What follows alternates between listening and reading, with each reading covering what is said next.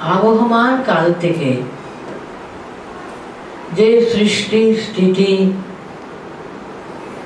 সে পালন এবং সংহার সবকিছুর পিছনে যে মহাশক্তি রয়েছে তাকে মাতৃরূপে দেবী ভগবতী রূপে সে অনাদিকাল থেকে কিন্তু উপাসনা এখানে হয়ে আসছে। তার জন্যই ভারতকে বলা হয় শক্তিপীঠ, শক্তির লীলা ক্ষেত্র। যেমন সে মহাশক্তিকে পিতৃরূপে পরব্রহ্ম তিনি, পরমাত্মন, জগৎ পিতা তিনি, ঠিক তেমনি কিন্তু তিনি মা জগৎ জননী আদ্যা শক্তি, সে ব্রহ্মময়ী, তাকে মাতৃরূপে পূজা। এটাও কিন্তু আবহমান কাল থেকে এখানে অতি, তার জন্য আমাদের কাছে অতি সহজে আমরা মাতৃরূপে পূজা আমাদের যেন প্রাণের বস্তু। কিন্তু যেমন অন্যান্য ধর্মে, খ্রিস্টান বলুন, ইসলাম ইত্যাদিতে মাতৃরূপে সে পূজা তাদের কাছে পরিচিত নয়, একেবারে সেটা বিশ্বাসই করতে পারি না। কিন্তু দেখুন কত রূপে, কত নামে, কত ভাবে আমরা এই মাতৃ উপাসনা করে থাকি। জগদ্ধাত্রী, দুর্গা, কালী, সরস্বতী, লক্ষ্মী, আরো কত রূপ, তার কত নাম। যে মাতৃরূপে পূজা করে সে যে শাস্ত্র, তাকে বলা হচ্ছে আগম শাস্ত্র। যেমন পরব্রহ্ম স্বরূপ, সে সমস্ত শাস্ত্রকে নিগম শাস্ত্র বলা হয়। নিগম এবং আগম, আগম নিগমই তো আমাদের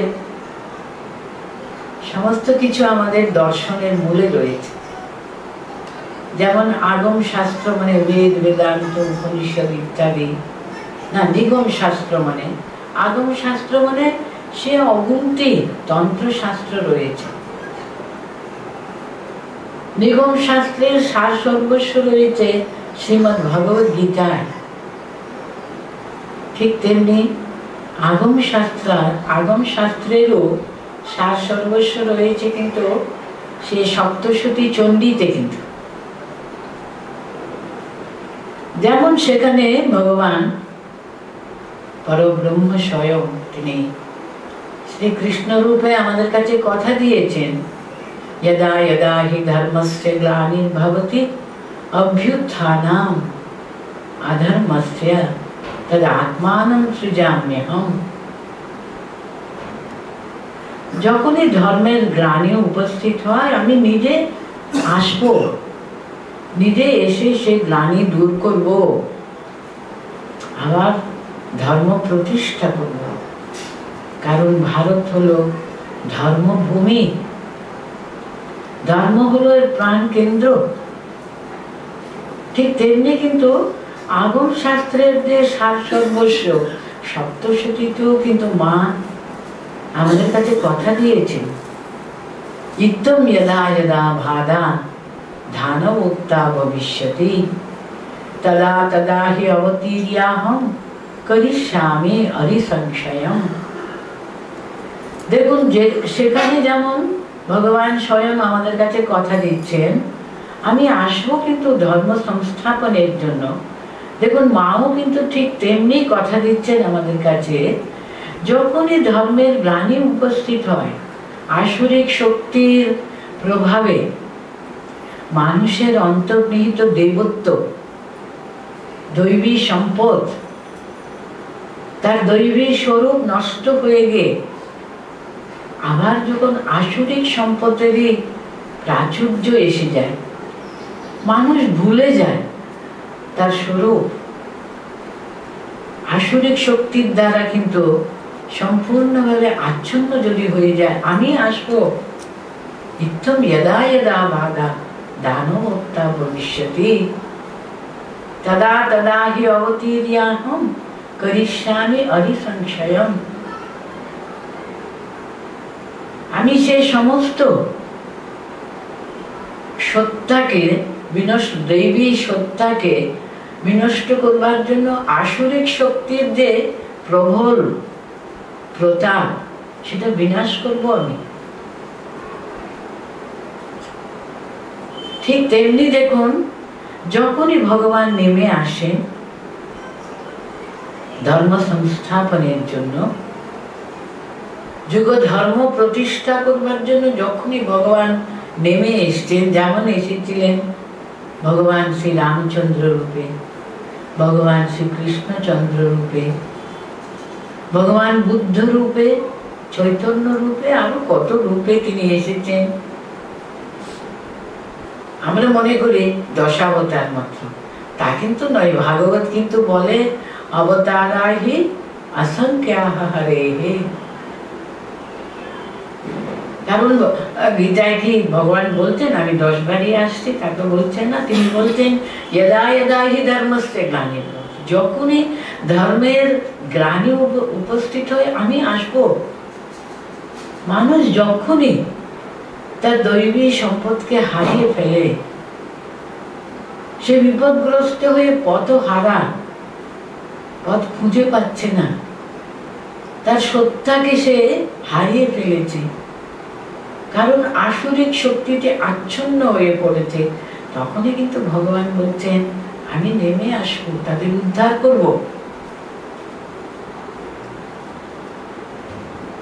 এইভাবে আর কি আমরা দেখি, যখনই তিনি যুগধর্ম প্রতিষ্ঠা করবার জন্য ভগবান যখন নেমে আসেন, তিনি কিন্তু সশক্তিক ভগবানই কিন্তু আসেন, শক্তিযুক্ত হয়ে তিনি আসেন।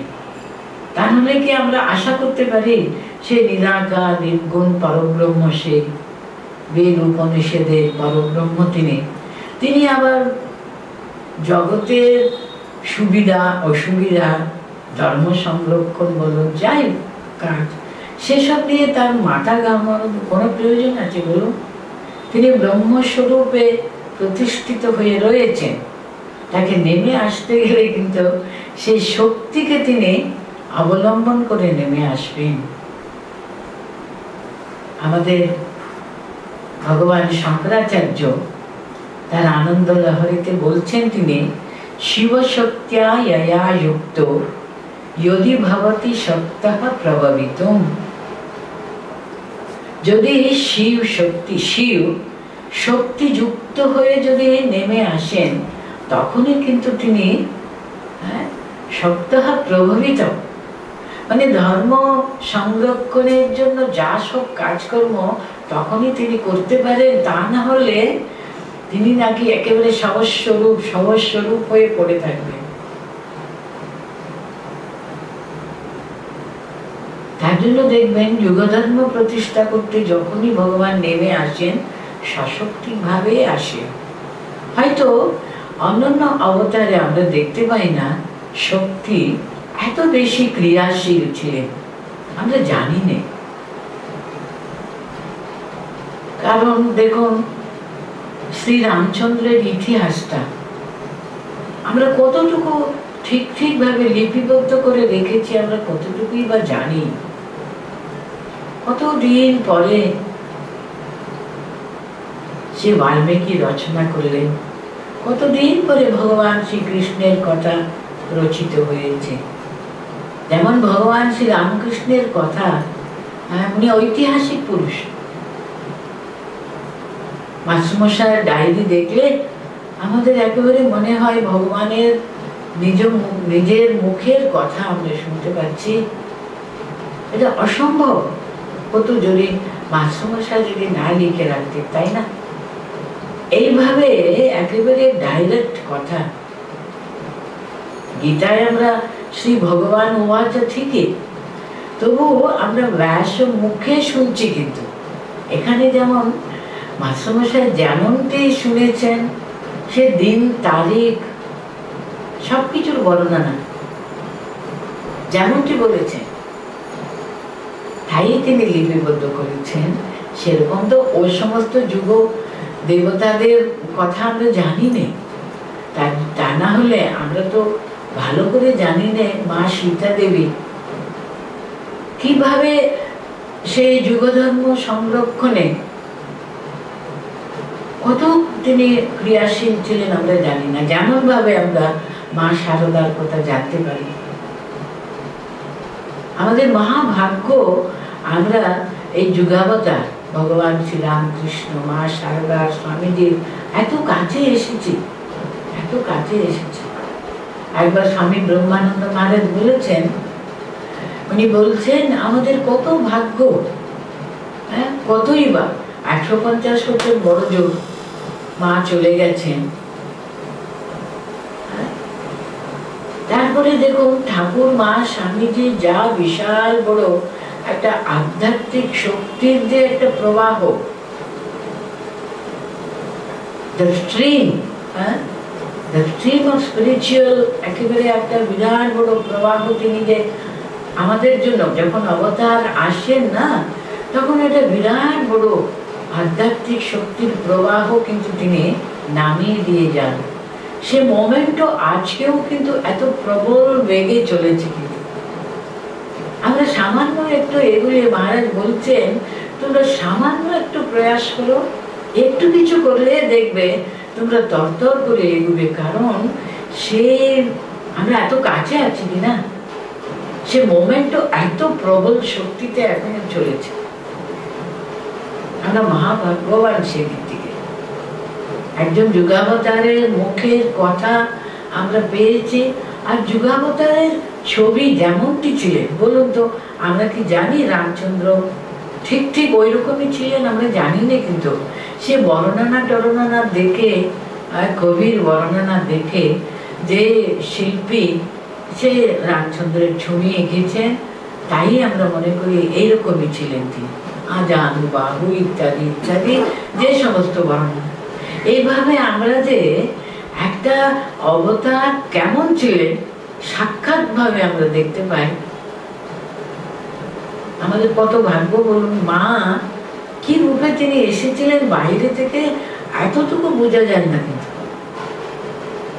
কত ভক্তরা কতবার ঠাকুরের যারা পার্শ্বদ ছিলেন তাদের কাছে বলছে, আপনারা শুনেছেন একবার শারদানন্দ মহারাজকে একজন ভক্ত বলছেন, ঠাকুর যে সাক্ষাৎ অবতার আমরা বুঝতে পারছি, কিন্তু ঠাকুর যে সাক্ষাৎ অবতার আমরা ভালো করে ধারণা করতে পারি। তার মুহুর্মুহ সমাধি হচ্ছে, কি গভীর তত্ত্বগুলো তিনি কত সহজ কথাই বলে দিচ্ছেন। কিন্তু মা কথাটা আমি তেমন ভাবে কিছু ধরতে পারছি না। মহারাজ কিন্তু এসে বলছেন, তুমি তাহলে ঠাকুরকে ঠিক ঠিক বুঝতে পারো না। না মহারাজ, আমি ঠাকুরকে ঠিক বুঝতে পেরেছি, উনি সাক্ষাৎ অবতার। এটা উনি একবার না দুবার না তিনবার বললেও শুনছে না। তো বিরক্ত হয়ে মহারাজ শেষে বললেন, তুমি কি মনে করো তাহলে একজন অবতার অতি সাধারণ একজন মহিলাকে বিয়ে করেছিলেন না রে? তাই তুমি বিশ্বাস করো? তোমার অবতারে এই হলো বিশ্বাস? বুঝুন, সে যে তিনি মহাশক্তি সমন্বিত হয়ে এসেছিলেন শুধু তা না, তার উপরে উনি কত বড় দায়িত্ব দিয়ে গেলেন বলো। মাকে তিনি বলে গেলেন, এই আবার কি করতে পেরেছে, তোমাকে অনেক বেশি করতে হবে, তোমাকে অনেক বেশি করবার জন্য রেখে গেলাম আমি। প্রথম থেকে কিন্তু তিনি আমাদেরকে, তিনি যে শক্তি স্বরূপিণী, তিনি সাধারণ নয়, এটা তিনি প্রথম থেকে আমাদের বুঝিয়ে দিয়ে গেছে। তাদের বিবাহের কথাটা যদি আমরা একবার চিন্তা করি, সব আপনাদের জানা ঘটনাগুলো আমি শুধু আজকে আমরা স্মরণ মনন করব, মনে করে দিচ্ছি আর কি। যখন চন্দ্রামণি দেবী লুকিয়ে লুকিয়ে ঠাকুরকে না জানে, কারণ সবাই বলেছে উনি উন্মাদগ্রস্ত ইত্যাদি ইত্যাদি, তাই না? তাকে উনি নিয়ে এসছেন নিজের কাছে, জানালে তো ও কিছুতে রাজি হবে না ইত্যাদি ভেবে তাকে লুকিয়ে ওই মেজ ছেলেকে নিয়ে প্রতিদিন তিনি বেরুচ্ছেন সেই সকাল থেকে বেরিয়ে সারাদিন ঘুরে টুরে। কে দেবে বলুন তো একজন পাগল ছেলেকে? তাকে বিয়ের জন্য কোনো মেয়ে কেউ কেউ দেবে? ঘুরে ঘুরে ঘুরে আসেন, কোনো কিছু ফলপ্রসূ হতে পারছে না কোথাও। শেষে গদাধরই কিন্তু বলে দিচ্ছেন, গদাধরই বলে দিচ্ছেন, আমার জন্য এখানে সেখানে ঘুরলে কি পাবে? ডাকুকে জয়রাম বাটিতে, রামচন্দ্র মুখর্জির বাড়িতে, তাহলে বুঝুন তাহলে যে যুগে যুগে অবতার ব্রহ্ম এবং তার শক্তিদের অবিভাজ্য, আচ্ছেদ্য, অবিভাজ্য, তারা অভিন্ন। তার জন্য কত সহজে বলে দিলেন দেখুন। তারও আগে নাকি মা নিজে স্বয়ংবরা হয়েছিলেন, সেই কাহিনী তো আপনাদের জানা। আপনারা একবার মনে করুন, ওই শিবরে, ওই শিবের মন্দিরের সামনে ছোট্ট মা কোলে বসে আছে আমাদের মা সারদা, কেমন ভাবে বলে দিলেন, দু হাত তুলে দেখিয়েছিলেন। ওই যে গদাধর কত দূরে দাঁড়িয়ে আছে তার দিকে দু হাত দিয়ে দেখিয়ে দিলেন, ওকে তার পছন্দ কিন্তু। ভাবতে পারেন এই যে যুগে যুগে তারা একই শক্তির দুইটি রূপ মাত্র আর কি, সেটা কত সহজে আমাদের বুঝিয়ে দিচ্ছেন। তবুও দেখুন আমরা বুঝতে পারি না। আমরা বলি মাকে তো বোঝা যায় না, সে আমাদের এই বাড়ির মার মতো, তিনি আবার জগৎ জননী, এইসবগুলো কি? মাকে নাকি একজন মহিলা জিজ্ঞাসা করেছিলেন, মা এত সব বলে আপনাকে জগৎ জননী, মহা মায়া, আপনি সে আদ্যার শক্তি, আমরা বুঝতে পারি না কেন? মা হেসে বলছেন, তাই তো মা, তাই তো সবাইকে চিনতে পারে মা। ঘাটে একখানে হিরে পড়েছিল, হিরে টুকরো, কিন্তু যখন ওটা ভালো পলিশ কিংবা এসব কাটা এসব হয়নি, তখন অতি সাধারণ পাথর হিরে পড়েছিল, চিনতে পারেনি কেউ। চান করে পা ঘষে পরিষ্কার করে উঠে যেত। একজন জহুরি এসেছিলেন, তিনি দেখে চিনেছিলেন ঠিক সঙ্গে সঙ্গে, কি বিরাট বড়, হ্যাঁ, কত মূল্যবান হিরে সেটা। সেই যে দেখুন, সে জহুরি হলেন ঠাকুর স্বয়ং। তিনি বলছেন, ও কি দেশে, ও সারদা সরস্বতী জ্ঞান দাগিনী, ও কি দেশে, ও আমার শক্তি। শুধু কি মুখের কথা?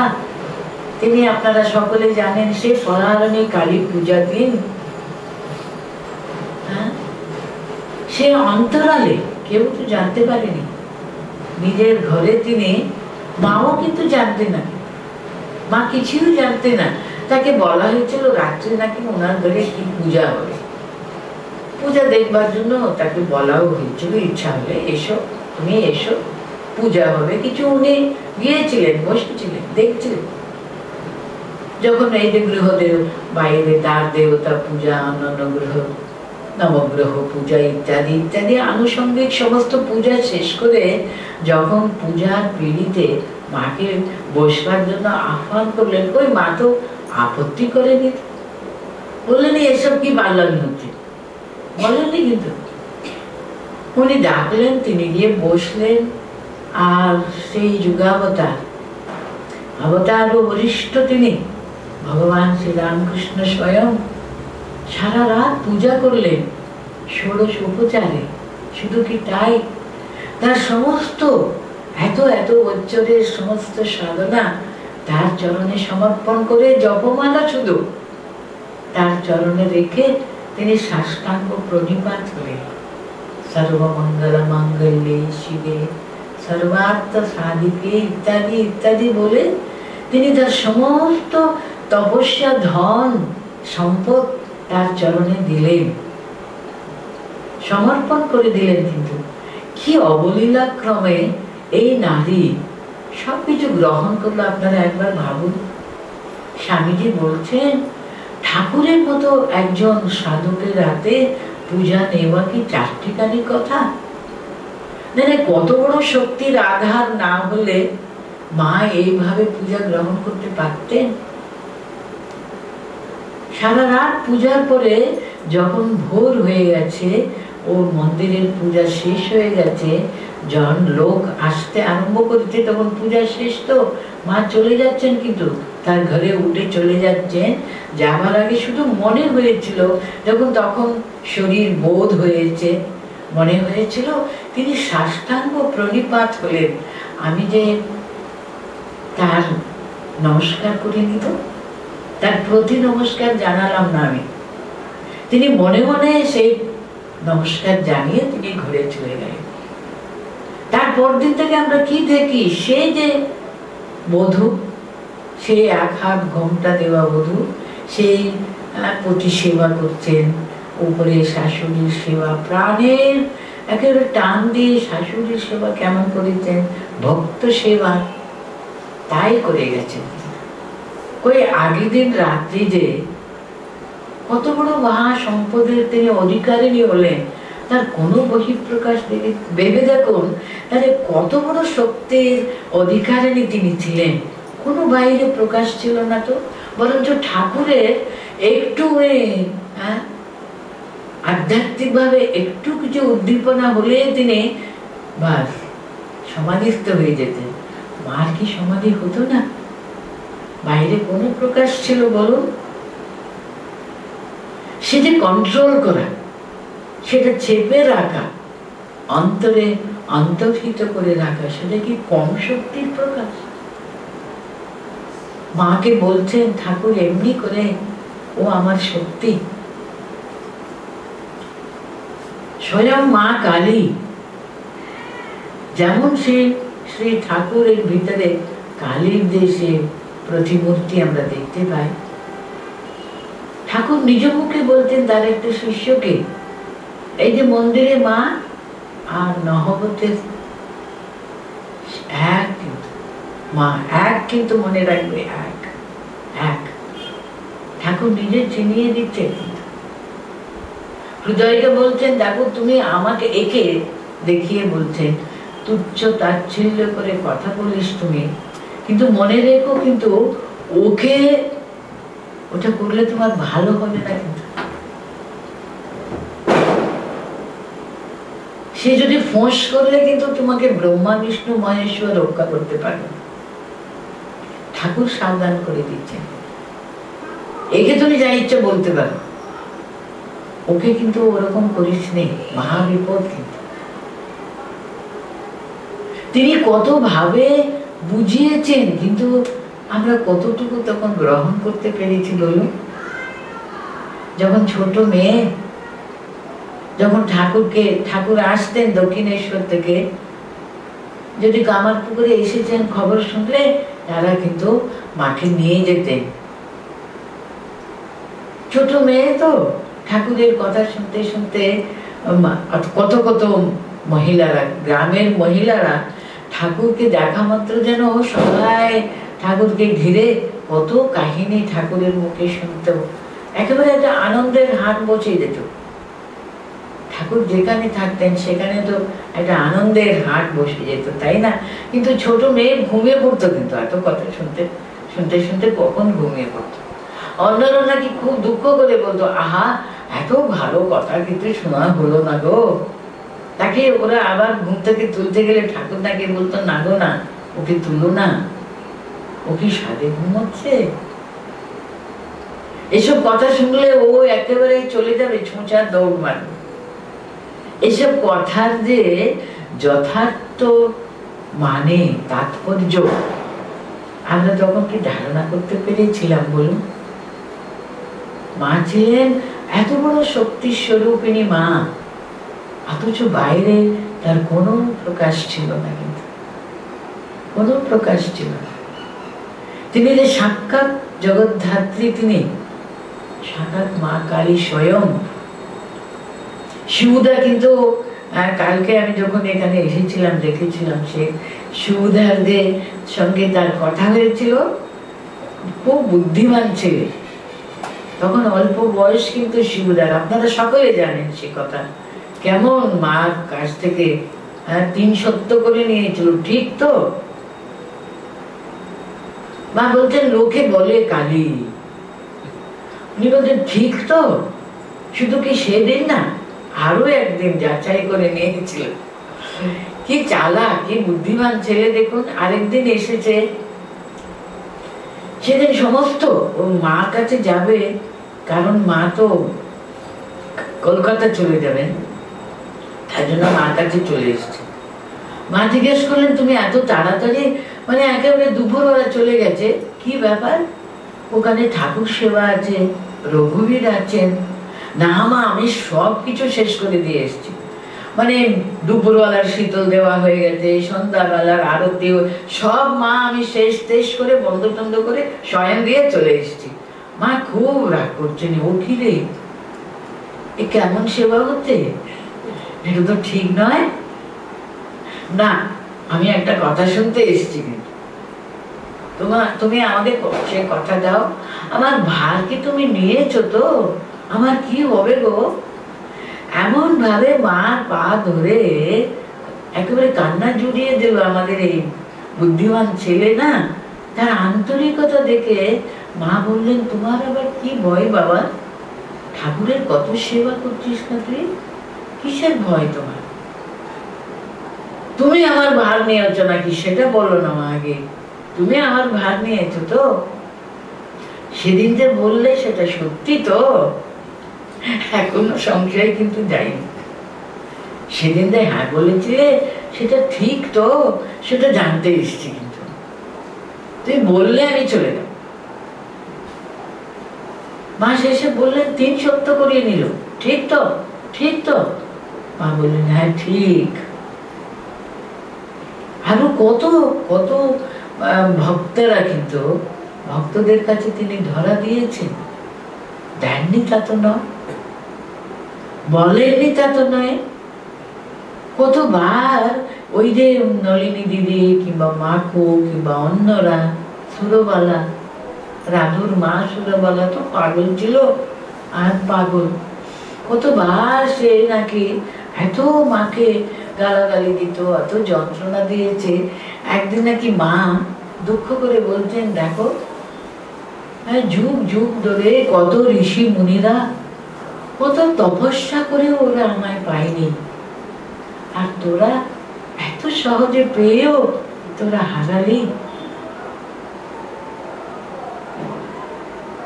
ভাবুন এই কথার কি গভীর তাৎপর্য রয়েছে। তারা বুঝেনি, কিন্তু যারা শুনেছে সে কথাটা, তারাই বা কতটুকু বুঝলো। আমরা যে পড়ছি, আমরাই বা এই গভীর তাৎপর্য কতটুকু বুঝতে পেরেছি। বলছেন যুগ যুগ ধরে কত ঋষি মুনিরা কত তপস্যা করেও পাইনি, কিন্তু আমরা কত সহজে পেয়েছি বলুন, মাকে কত সহজে পেয়েছি। কতবার নাকি কত ভক্তেরা যখন মা ওদের এত দয়া করেছেন, কৃপা করেছেন, তখন বলছে মা আমরা এত সহজে পাচ্ছি বলে আমরা হয়তো এটা ধারণা করতে পারি না, কত অমূল্য সম্পদ আমরা পেয়েছি, ধারণা করতে পারি না। সেই জগৎ জননী স্বয়ং তিনি নেমে এসছেন শুধু আমাদের জন্য। উনি এত শত দশপূজা ইত্যাদি ইত্যাদি অনেক অস্ত্র শস্ত্র ইত্যাদি নিয়ে আসেনি যাতে আমরা সহজে তাকে পেতে পারি, সহজে তার কাছে যেতে পারি, তাকে ভালোবাসতে পারি, তার কাছে যেতে যেন আমরা ভয় না পাই, যাতে আমরা আপন করে নিতে পারি। আমাদের মা কত বড় মহামন্ত্র এই যুগের জন্য তিনি দিয়ে গেছেন। সব সময় মনে রাখবে, আর কেউ না থাকে তোমাদের একজন মা আছে। আমি রয়েছি বাবা, আমি থাকতে কিসের ভয়? তোমার একজন মা রয়েছেন, আই হ্যাভ এ মাদার। এই দেখুন এই 3টে কথায় আমার মা আছেন, আর কেউ না থাক আমার মা আছেন। এই যুগের যুগ মন্ত্র কিন্তু আমার মা আছে। মা নিজ মুখে বলেছেন সবসময় মনে রাখো তোমার একজন মা রয়েছে, আমি রয়েছি, আমি থাকতে কিসের ভয়? কোন দেবতা আমাদের এইভাবে অভয় প্রদান করেছেন বলুন তো? সমস্ত শাস্ত্র সব কিছু আপনি দেখুন, everywhere there are conditions. দেখুন ভগবান শ্রীকৃষ্ণ বলছেন সর্বধর্মান পরিত্যক্ত মামেকম শরণম ব্রজ আহম ত্বাং সর্ব পাপেভ্যো মোক্ষয়িষ্যামি। এটা করো তোমরা, হ্যাঁ, সমস্ত দিয়ে আমাদের তুমি শরণ নাও। কন্ডিশন আছে কিন্তু, এটা করো তুমি এটা পাবে। আমাদের ঠাকুরও বলেছেন কিন্তু এক পা এগো, আমি 10 পা এগিয়ে আসবো, 100 পা এগিয়ে আসবো, তুমি এক পা এগো। ভগবান যিশুর কথা শুনবেন, যে কোনো শাস্ত্র, যে কোনো ধর্মগ্রন্থ দেখুন, there are conditions, terms and conditions কিন্তু আছে। এটা করো, এটা পাবে, এটা ন্যাচারাল, এটা কোয়াইট ন্যাচারাল। আমাদের চাইতে হবে, আমাদের কিছু করতে হবে। কৃপা মানেই তাই, করে পাওয়া। কিছু করো তাহলে তো পাবে। কিন্তু মা দেখুন বলছেন মনে রেখো বাবা, তোমাদের মা আছে, আমি রয়েছি, কিসের ভয়? সব সময় মনে রাখো তোমাদের একজন মা রয়েছে, আমি আছি, আমি থাকতে কিসের ভয়? এখানে কোনো কন্ডিশন আছে বলুন? আমাদের মা আছেন, আমাদের বিশাল বড় শক্তি আমাদের পিছনে আছে, আমাদের ধরে আছেন তিনি। সে মহাশক্তি সদা সর্বদা জাগ্রত, আমাদের রক্ষা করবার জন্য 2 হাত প্রসারিত করে তিনি দাঁড়িয়ে আছেন। উনি বলছেন আমি রয়েছি, আমি থাকতে কিসের ভয়? সে মাতৃরূপা শ্রী শ্রী মায়ের কথা যত আপনারা অনুধ্যান করবেন, যত চিন্তা করবেন, তত যেন আমাদের প্রাণে যেন নতুন শক্তি সঞ্চার হয়, নতুন শক্তি সঞ্চার হয় আমাদের জন্য। এই যে মঠ মিশন ইত্যাদি ইত্যাদি জগৎ জুড়ে আজকে রামকৃষ্ণ মঠ মিশন, এর অধিষ্ঠাত্রী দেবতাই হলেন মা শারদা।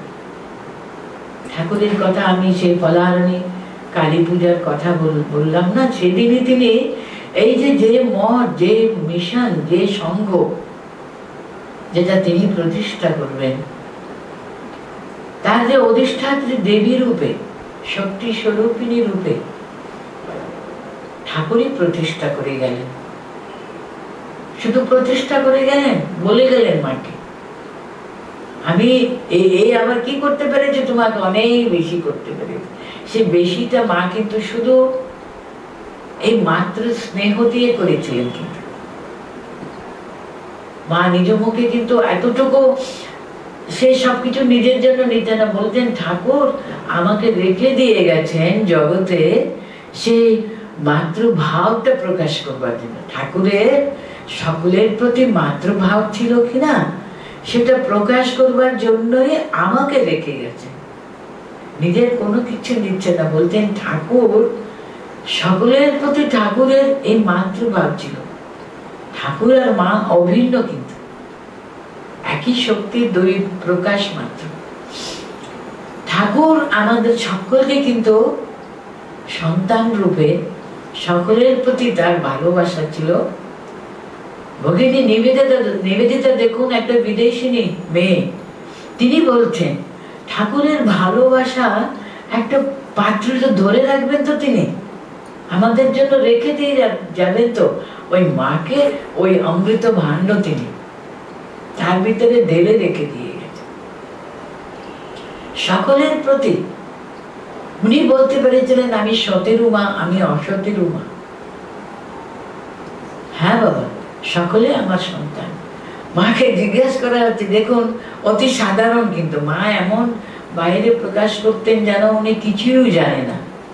কলকাতা শহরে প্রথম এসছেন, উনি নিজ মুখে বলতেন জানো আমি না ওখানে গিয়ে কলঘরে কল খুলেছি না, কলের ভিতরে একটা সাপ ঢুকে গেছে মনে হলো।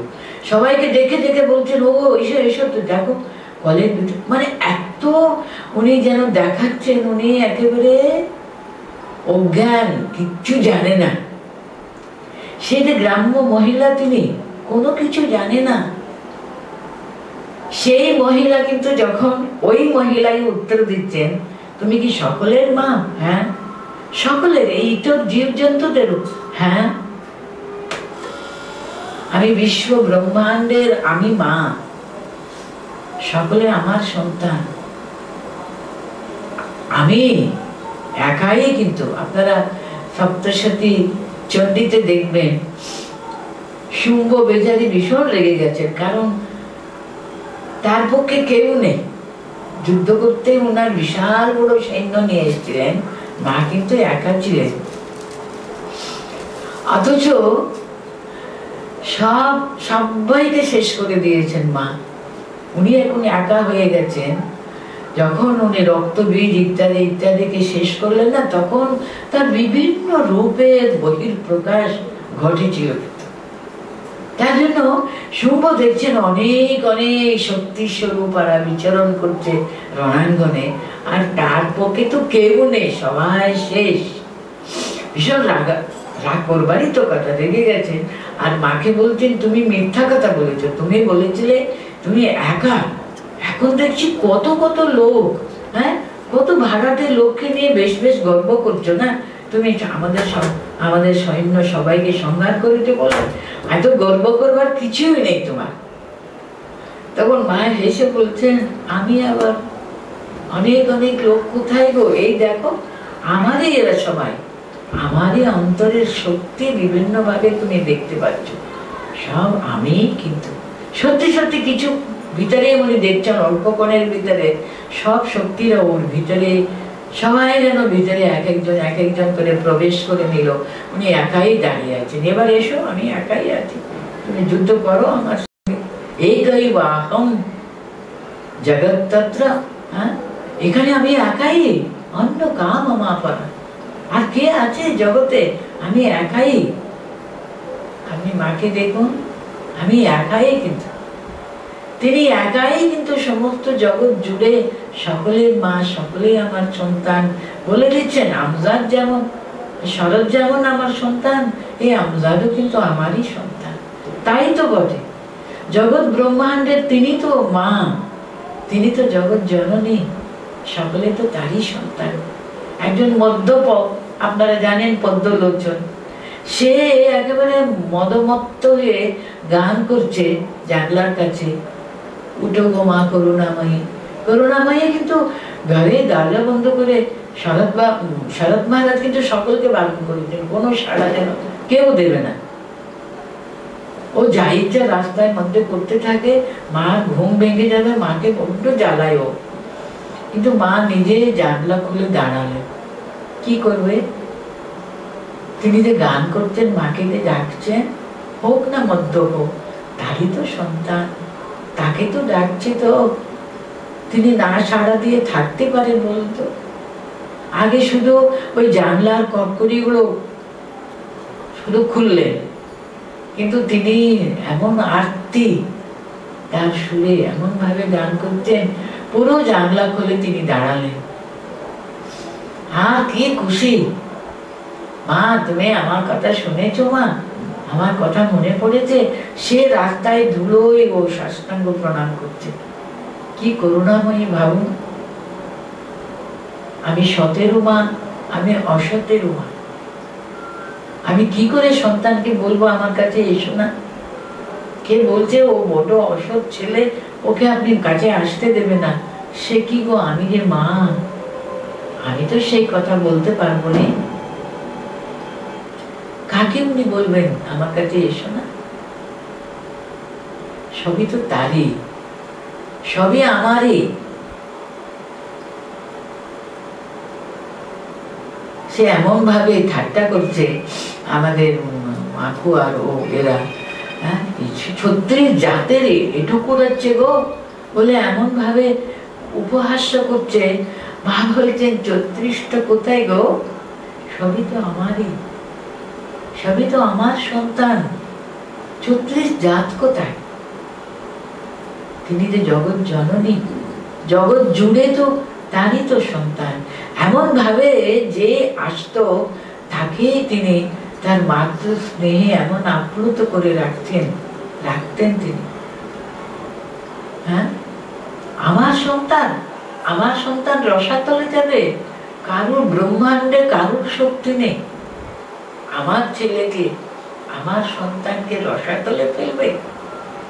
কত বড় অভয় প্রদান করছেন, কি শক্তি, মহাশক্তির স্বরূপিণী তিনি।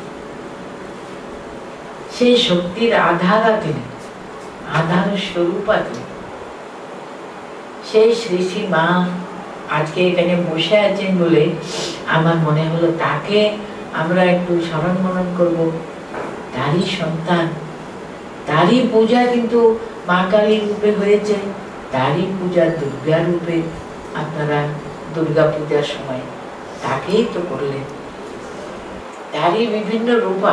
একবার স্বামী কেশবানন্দ মানে যখন তিনি ওখানে আছেন জয়রামবাটিতে, এই ষষ্ঠী, শীতলা ইত্যাদি ইত্যাদিদের পূজা তো গ্রামাঞ্চলে খুব হয়, তো উনি কোথাও ষষ্ঠী তলায় পূজা হচ্ছে, খুব ডাক দোল বাজনা টাজনা হচ্ছে, তো উনি বলতেন বাবা একটুখানি থামো বাবু বলে এমন বিরক্ত হচ্ছেন। উনি সঙ্গে সঙ্গে বলছেন ও কি, হ্যাঁ এত বিরক্ত হচ্ছিস কেন? ও তো আমারই পূজা করছে। আরেকবার উনি নাকি বলে ফেলেছিলেন মা এরপরে এই ষষ্ঠী শীতলা টিতলা ওদের পূজা আর হবেই না, দেখবেন। কেন গো হবে না কেন? তারা তো আমারই অংশ, তাদের পূজা হবে না বলছে কেন? এমন ভাবে বলে উঠলেন,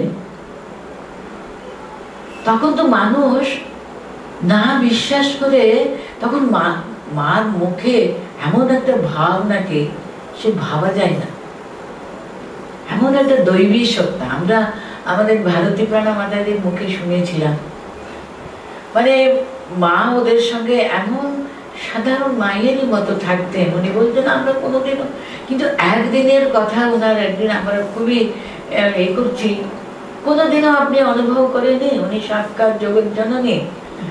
একদিন উনি মনে করে বলেছিলেন, উনি বাসন উনি ধুচ্ছিলেন, মা ধুচ্ছিলেন, আর না এরা মেজে ধুচ্ছিল, মা বসে বসে ওটা শ্রী শ্রী মা গামছা দিয়ে পুছে নিচ্ছেন আর কি।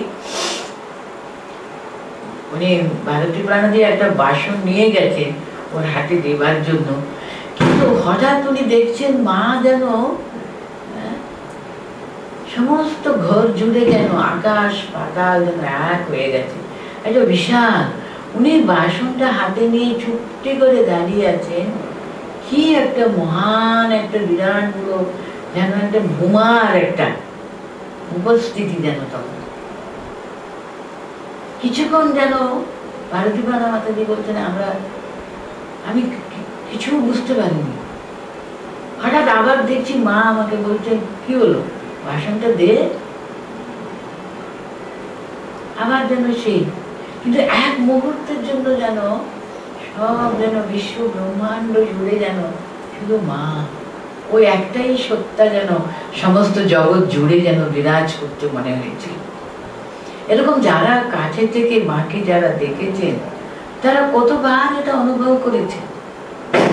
একবার রাঁধুনি রাত্রিবেলা অনেক রাত হয়ে গেছে, তখন সবাই খেয়ে দিয়ে ঘুমাবার সময়, তার শুধু খাওয়া নেই, কিন্তু উনি বলতেন মা এই দেখুন আমি ও বাসনপত্র একটু মেজে আনতে গিয়ে পুকুর পাড়ে একটা কুকুর ছুঁয়ে ফেলেছে মা, আমাকে তখন আবার শীতের সময় আবার চান করতে হবে মা, আমি কিছুতেই এখন খাওয়া দাওয়া করতে পারবো না।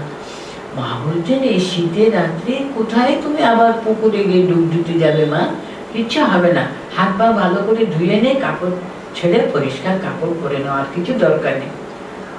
না মা সে কি হয় নাকি, কুকুর ছুঁয়েছে আমি চান না করে কি করে খেতে বসবো, তা হবে না। মা শেষে বলতেন গঙ্গা জল নাও না রে, গঙ্গা জল দিয়ে ভালো করে হাত ভালো করে ধুয়ে নাও, ভালো করে ছিটিয়ে নাও, তাতেই হয়ে যাবে। না, সেটাও তার মন ভরল না। তারপর মা কি বললেন, তাহলে আমায় আমাকে একবার ছুঁয়ে ফেলো। কিন্তু কথাগুলো এমন বললেন না, তখন মায়ের এমন একটা ভাব, সে রাঁধুনি যে প্রতিদিন মাকে দেখে, মার সঙ্গে সমস্ত তার কাজকর্ম, তখন মা যেন অন্য রকম, ওর আর কোনো অবিশ্বাসের কথা, কোনো প্রশ্নই নেই। মার পা স্পর্শ করে তার মনে হলো যেন, মনের যেন সমস্ত ময়লা যেন ধুয়ে গেল, আর কোনো প্রশ্ন নেই সেখানে, এমন একটা ভাব। এটা তার কাছে পিঠে যারা থাকতেন তারা কতবার ওরা অনুভব করেছেন। তারা মনে করতেন এটা যেন আমি অনুভব করছি, আমার পার্সোনাল ব্যাপার, ওটা কখনো ওরা প্রকাশ্য করেনি। এখনই সেটা দু চারটি বইয়ে টইয়ে প্রকাশিত হয়েছে, মার সান্নিধ্যে ইত্যাদি ইত্যাদি পুস্তকে। তাহলে মা কখন পছন্দই করতেন না মার কথাটা এরকম ভাবে। যেমন শ্রী রামকৃষ্ণ দেব এসেছিলেন এত সাঙ্গোপনে, মা তো তার চেয়ে বেশি, এমন একটা ঘোমটা দিয়ে নিজেকে সবসময় ঢেকে রাখতেন। যেমন রাখাল মহারাজ বলতেন, মাকে কে জানতে পারে। নিজেকে এমন ভাবে তিনি আচ্ছন্ন করে রাখেন, কাউকে টের পেতে দেন না। কিন্তু দেখুন, যেমন স্বামীজি মার কাছে যাচ্ছেন, কতবার যে গঙ্গা জল খাচ্ছেন।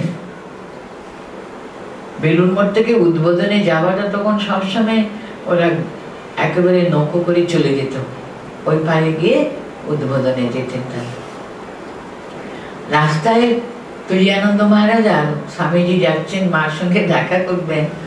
উনি যে স্বামীজি কতবার যে সে গঙ্গার গোলা জলটা খেয়ে নিচ্ছেন, হরি মহারাজ বারণ করছেন, করছোটা কি তুমি, সর্দি করে বসবে না, আর ওই রকম জলটা বারে বারে খাচ্ছ কেন? কি করে বলবো ভাই, মার কাছে যাচ্ছি তো, আমাদের মন কে বলছে বলুন তো? সেই সপ্তর্ষি মন্ডল থেকে ঠাকুর যাকে নামিয়ে নিয়ে এসছেন, সেই স্বামী বিবেকানন্দ যে এই কথাটা বলছেন, আমাদের মন তো মাদের পবিত্রতার স্বরূপিণী, তার কাছে যেতে ভয় করছে বাবা। আর ব্রহ্মানন্দ মহারাজ তো মার কাছে যাওয়া মানে কাঁপতে কাঁপতে কাঁপতে যেতেন, এমন উনি একেবারে ভাবে বিভোর হয়ে যেতেন।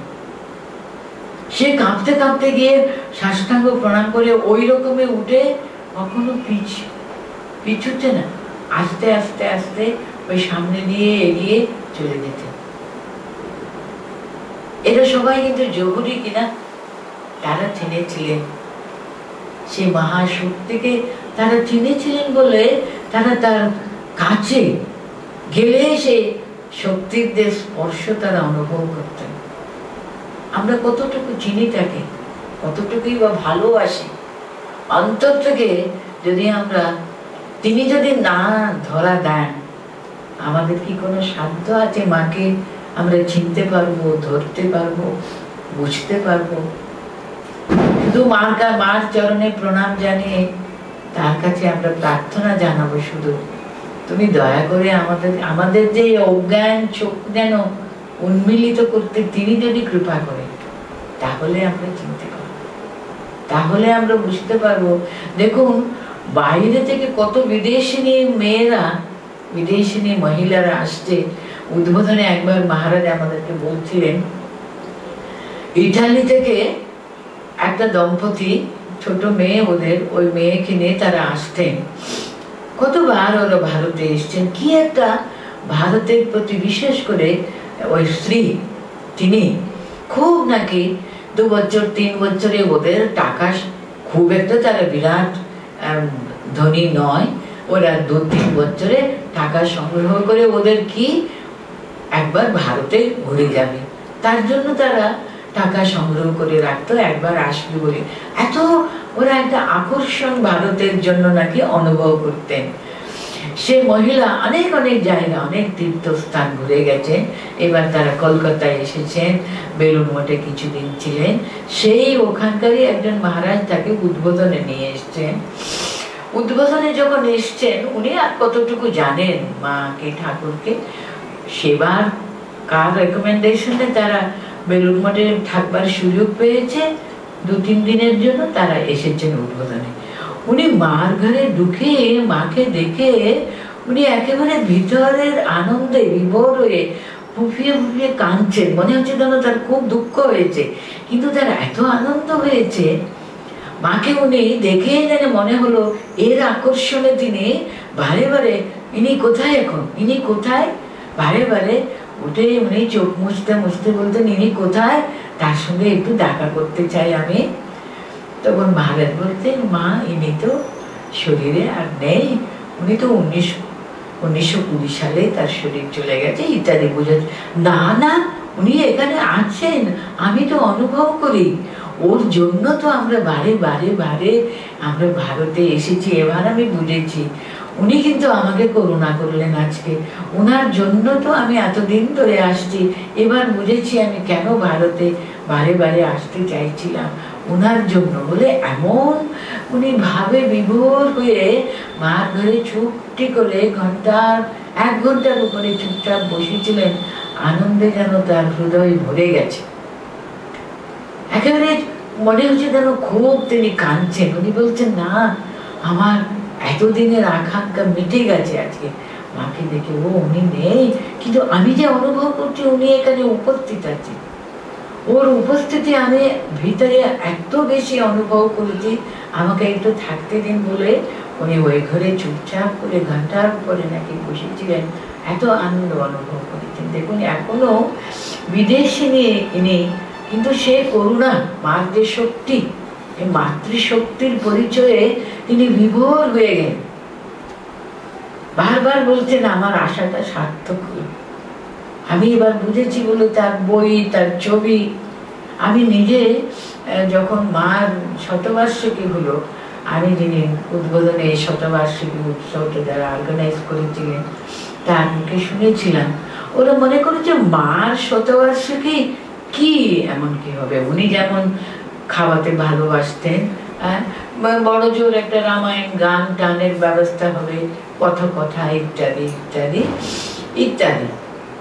ওরা ছোটখাটো ভাবে করবেন, ভালো করে খাওয়াবেন, ওদের ব্যবস্থা এরকম ভাবে ওরা ভাবছিলেন আর কি। কিন্তু তারপরে দেখা গেল যেন মা নিজে এমন ভাবে নিজেকে তিনি জগতের সামনে সকলের কাছে তিনি প্রকাশ করতে চান, সকলকে দিতে চান নিজেকে, সকলের অন্তরে যেন তিনি নিজেকে প্রবেশ করতে চান।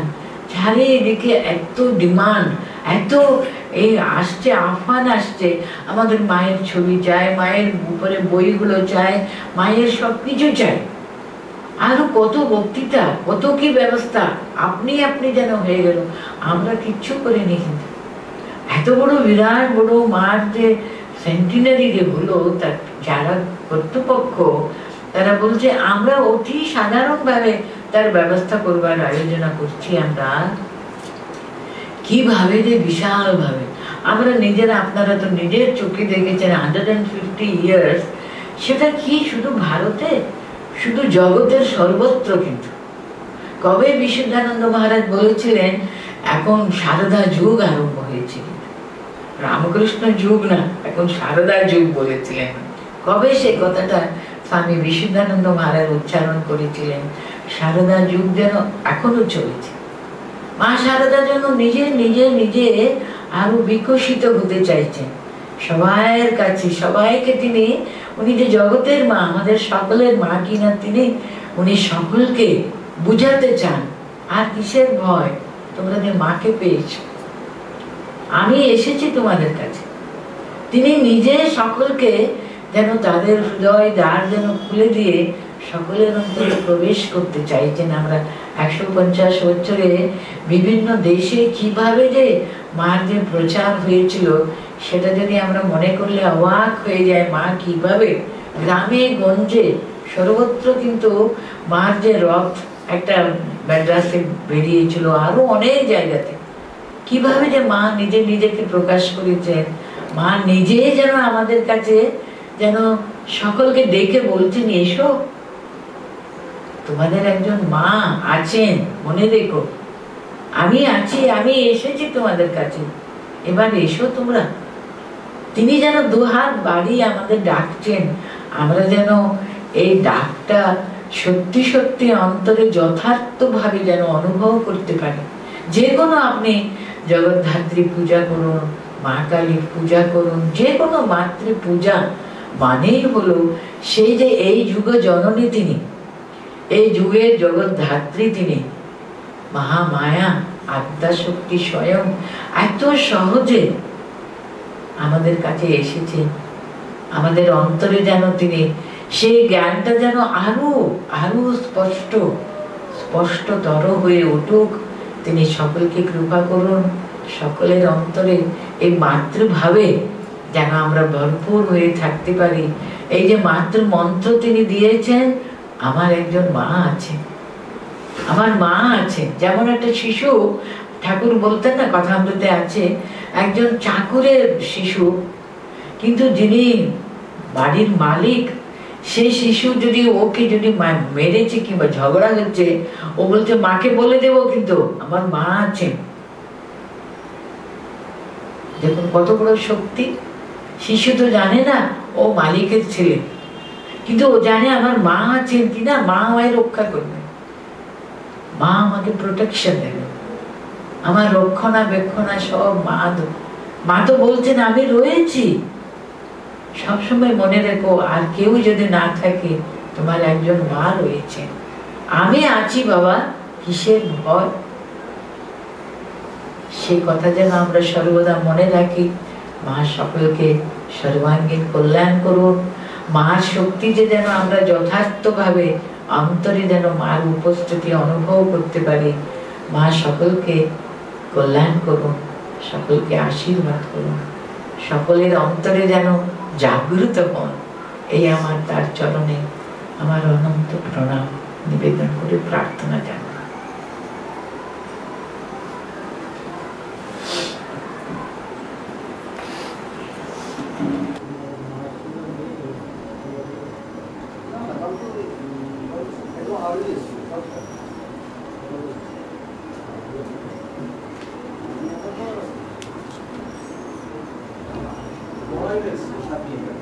মায়ের প্রসাদ না নিয়ে কেউ চলে যাবে না।